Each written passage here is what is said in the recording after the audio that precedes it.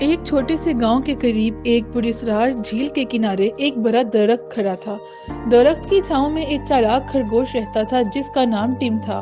ٹم اپنی تیز دماغی اور چال بازی کے لیے بے حد مشہور تھا اور اس کی زندگی کا مقصد ہمیشہ دوسروں سے کچھ نہ کچھ چھیننا اور اپنی زندگی آسان بنانا تھا۔ ایک دن ٹم نے گاؤں کے بازار میں ایک عجیب سا تاجر دیکھا جو ایک بہت بڑی ٹوکری میں رنگین پتھر بیچ رہا تھا۔ ان پتھروں کی چمک اور رنگ ٹم کو بہت پسند آئے۔ وہ جانتا تھا کہ ان پتھروں کا تاجر بہت امیر ہوگا اور شاید ان پتھروں کی مدد سے وہ اپنی زندگی بدل سکتا ہے۔ ٹم نے فیصلہ کیا کہ وہ کسی طرح ان پتھروں کو حاصل کرے گا۔ رات کے اندھیرے میں اس نے بازار میں تاجر کی دکان کا رخ کیا۔ اس نے چپکے سے دکان میں گھس کر ایک چمکتا ہوا پتھر چرانا چاہا، لیکن بدقسمتی سے کسی نے اس کو دیکھ لیا۔ پھر ٹم نے ایک ترکیب سوچی۔ اگلے دن ٹم نے ایک گلاب کا پھول لیا اور وہ لے کر تاجر کے پاس گیا اور اسے کہا، یہ گلاب آپ کے پتھروں کے ساتھ بہت خوبصورت لگے گا۔ ٹم نے کہا، یہ آپ کے لیے ہے، لیکن مجھے ان پتھروں میں سے ایک پتھر دے دیں۔ تاجر جو کہ تھا ہی لالچی خوش ہو گیا اور ایک پتھر ٹم کو دے دیا۔ ٹم نے وہ پتھر لے کر خوش ہو کر کہا، شکریہ، یہ پتھر بہت قیمتی ہے۔ لیکن جب ٹم گھر واپس آیا تو اس نے اس پتھر کا اصل راز دریافت کیا۔ پتھر میں ایک جادوئی طاقت تھی جو کسی بھی جانور کو کچھ بھی خواہش کرنے کی صلاحیت دے سکتی تھی۔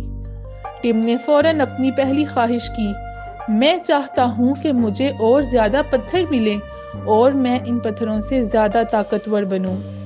جیسے ہی اس نے یہ کہا، اس کے سامنے ایک اور پتھر نمودار ہو گیا اور اس کے ساتھ ایک خفیہ دروازہ بھی کھل گیا۔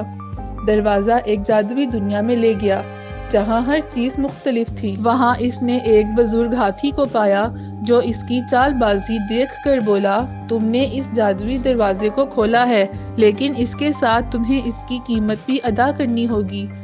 ٹم حیران ہوا اور اس سے پوچھا، کیسی قیمت؟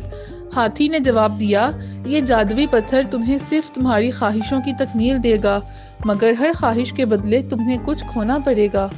ٹم نے اس بات کو سن کر دل میں خوش محسوس کی، لیکن اس کے ساتھ ہی ایک چالاک منصوبہ بھی سوچا۔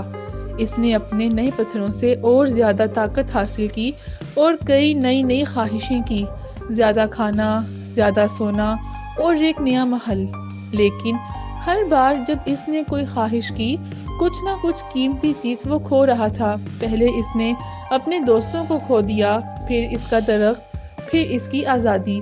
آخر کار ٹم نے ایک آخری خواہش کی، میں چاہتا ہوں کہ میرے پاس سب کچھ ہو مگر میں کچھ بھی نہ کھوؤں۔ جیسے ہی اس نے یہ کہا، وہ جادوئی دنیا میں مکمل طور پر قید ہو گیا۔ وہ پتھر اور دولت کا مالک بن گیا، مگر اس کے پاس کچھ بھی حاصل کرنے کی طاقت نہیں رہی۔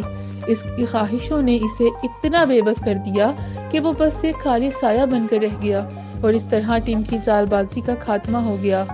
اس کے بعد گاؤں والے اس جادوئی پتھر کو ایک انتباہ کے طور پر یاد رکھتے، اور وہ جانتے تھے کہ کسی بھی چیز کا زیادہ طلب کرنا ہمیشہ خطرناک ہوتا ہے۔